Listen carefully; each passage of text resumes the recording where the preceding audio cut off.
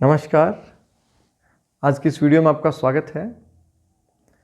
आज की वीडियो में हमारा टॉपिक है, यहाँ कुछ रेखाएं होती हैं हाथ के निचले सिरे पर जो शुक्र से चंद्रमा या चंद्रमा से शुक्र की ओर आ रही होती हैं।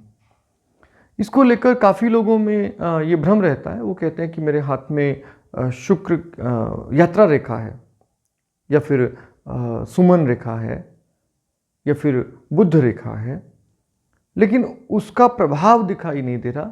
ये बिल्कुल जो बुध रेखा के बारे में बताया गया है, जो यात्रा रेखा के बारे में बताया गया है, जो सुमन रेखा के बारे में बताया गया है, वो सब चीज़ें उनके हाथ में दिखाई नहीं दे रही हैं। अब इस संबंध में आपको दो चीज़ें समझनी होंगी। यदि कोई ऐसी रेखा हाथ में आती है जो शुक्र और चंद्रमा को जोड़ रही है आपस में, एक रेखा एक स्थान से दूसरे स्थान, शुक्र से चंद्रमा या चंद्रमा से शुक्र की ओर आ रही है, तो ऐसी रेखा का प्रभाव क्या होगा, इसके लिए आपको चंद्रमा और शुक्र को भली भांति पहले समझ लेना चाहिए, तो आपको इनका प्रभाव भी समझ में आ जाएगा। अगर हम बात करते हैं चंद्रमा की, तो चंद्रमा में क्या होता है? चंद्रमा सौम्यता का कारक है। चंद्रमा कारक है वैचारिक प्रखरता का।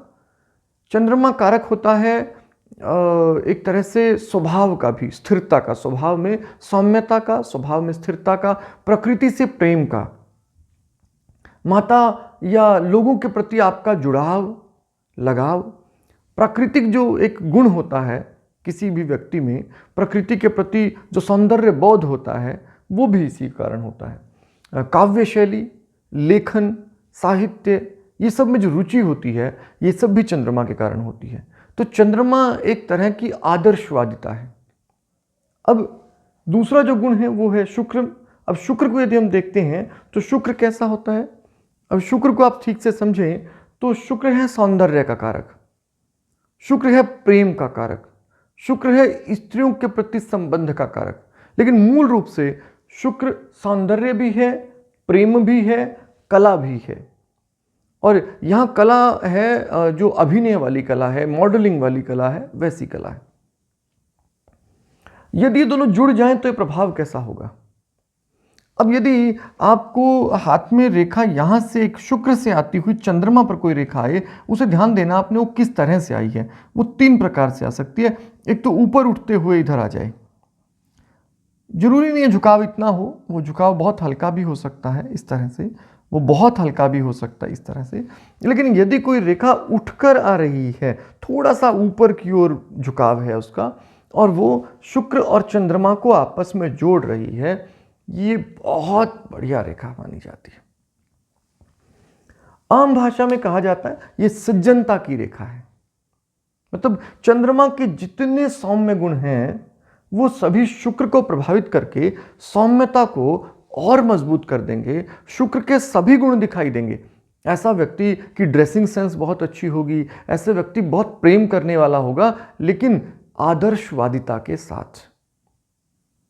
वो जिसे हम कहते हैं कि असल में शरीफ होगा, तो शरीफ होगा, सज्जन व्यक्ति होगा, एकदम बहुत श्रेष्ठता रखेगा अपने स्वभाव में। ये श्रेष्ठता बनावटी नहीं होगी, ये दिखावे के लिए नहीं होगी, मूल रूप से उसके स्वभाव में एक सौम्यता होगी और इस सौम्यता में स्थिरता भी होगी। ऐसा व्यक्ति लेखन में यदि हो तो बहुत प्रसिद्ध होता है। ऐसा व्यक्ति यदि संगीत में हो तो भी अच्छी पॉपुलैरिटी लेता है। लेकिन ऐसा व्यक्ति बहुत अच्छी पॉपुलैरिटी लेता है काव्य में। उसके पास प्रेम भी है, सौंदर्य भी है और प्राकृतिक जुड़ाव भी है। तो काव्य में, लेखन में, साहित्य में ऐसा व्यक्ति बहुत अच्छी सफलता पा सकता है। और यदि वो इन क्षेत्रों में नहीं काम कर रहा, वो चंद्रमा या शुक्र के क्षेत्र में नहीं है और हाथ में रेखा है, तो भी एक चीज तो उसमें स्पष्ट रूप से मिलेगी, शुक्र और चंद्रमा के गुणों का जुड़ाव, और उसके साथ ही आ जाएगी सज्जनता। बहुत बढ़िया स्वभाव होगा, श्रेष्ठ स्वभाव होगा, ऐसा व्यक्ति जिसे लोग आदर्श के रूप में देखने लगते हैं। लेकिन अगर आपको किसी व्यक्ति के हाथ में शुक्र और चंद्रमा के बीच में जो रेखा दिखाई दे वो बिल्कुल सीधी हो, एकदम स्ट्रेट, अब यहां आपको चंद्रमा और शुक्र के दोनों के गुणों को, दोनों की स्थिति को देखना होगा। आपको देखना होगा चंद्रमा बुरी स्थिति में तो नहीं है, चंद्रमा पे गड्ढा तो नहीं है, दब तो नहीं गया है, शुक्र कैसी स्थिति में है। यदि ये दोनों खराब हुए तो ऐसा व्यक्ति बहुत नशेड़ी हो सकता है, नशा बहुत करता हुआ हो सकता है ऐसा व्यक्ति बहुत ज़्यादा चंचल हो, व्याभिचारी हो, स्त्रियों के प्रति आकर्षण बहुत ज़्यादा हो उसमें। और अब चंद्रमा जो है ना संभाल नहीं पा रहा शुक्र के गुणों को, तो दोनों गुण बिखर से गए हैं। लेकिन अगर ये शुक्र बहुत अच्छा और चंद्रमा बहुत अच्छा है और उसके बाद ये रेखा है, तो ऐसा व्यक्ति फिर बहुत प्रभावशाली संत भी हो सकता है। सांसारिकता की ओर झुकाव नहीं है, केतु की ओर आ गया है, केतु के ठीक ऊपर से निकल रहा है। ऐसा व्यक्ति सांसारिकता की ओर झुकाव नहीं होगा। अगर वो नीचे की ओर, अगर वो सीधा जा रहा है और शुक्र और चंद्रमा बहुत अच्छे हैं, तो ऐसा व्यक्ति आमतौर पर संत हो सकता है। ऐसा व्यक्ति ईश्वरीय उपासना में बहुत आगे जा सकता है। ऐसा व्यक्ति महान संत बनने की ओर जा सकता है। इसे भी आप अंतर्दृष्टि की रेखा मान सकते हैं। लेकिन ये दोनों अच्छी स्थिति में होने चाहिए। इनमें से कोई एक खराब होगा तो गुण आधे रह जाएंगे, दोनों खराब होगा, अब ये रेखा बहुत बुरी है। ऐसा व्यक्ति हमेशा मुसीबतों में उलझेगा, कारण अपने आचरण की वजह से, अपने स्वभाव की वजह से। उसमें स्थिरता ही नहीं होगी बिल्कुल। अगर ये और नीचे झुक जाए तो सांसारिकता से और दूर चली जाएगी, तो ऐसी स्थिति में अच्छी रेखा नहीं रहेगी। किंतु हाँ, चंद्रमा और शुक्र बहुत अच्छे हों और केतु से रेखा गुजर रही है, नीचे की ओर झुककर जा रही है। अब ऐसी स्थिति में अगर इस तरह की आपको रेखा किसी व्यक्ति के हाथ में दिखाई देती है, ऊपर से नीचे की ओर जाती हुई झुकाव लेकर जा रही है, लेकिन अगर आपको ये लगे कि ये जो झुकाव है, इसे कोई रेखा नहीं काट रही है, ये जो झुकाव है, ये झुकाव बहुत एक स्मूथ झुकाव है, झटके के साथ नहीं है, शुक्र चंद्रमा दोनों अच्छे हैं, ऐसा व्यक्ति आध्यात्मिक दृष्टि से बहुत उन्नति कर सकता है। स्त्रियों में उसकी विशिष्ट रुचि नहीं होती है।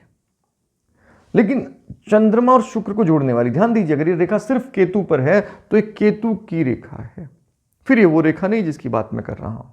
तो आपको जब किसी रेखा के बारे में निर्णय करना होता है तो आपको दो चीजें देखनी है, उद्गम स्थान और कहाँ वो पहुंच रही है। क्या वो ठीक ठीक अपनी डेस्टिनेशन पर पहुंची है? यदि वो ठीक ठीक अपने लक्ष्य स्थान पर पहुंची है, जिस रेखा के बारे में हम बात कर रहे हैं, उसका आना और जाना दोनों सभी रेखाओं के लिए ऐसा होना चाहिए। अगर वो सही है तो हाँ, ये बहुत बढ़िया है। अब अगर आपको किसी हाथ में इस तरह से उठती हुई एक रेखा दिखाई दे रही है और आपको चंद्रमा और शुक्र बहुत अच्छे दिखाई दे रहे हैं, उसका चंद्रमा आपको बहुत अच्छा दिखाई दे रहा है, ऐसा व्यक्ति बहुत अच्छी सफलता भी पाता है, सफलता भी प्राप्त करेगा। स्वभाव में बहुत सज्जनता होगी, सौम्यता होगी, लोगों उसकी ओर आकर्षित होंगे कि उसका स्वभाव बहुत सॉफ्टनेस रहती है। तो उम्मीद है आप इसे बेहतर तरीके से समझ गए होंगे। आज की वीडियो में इतना ही। अगली वीडियो में अगले किसी विषय पर बात करेंगे। तब तक आपका दिन शुभ हो। धन्यवाद।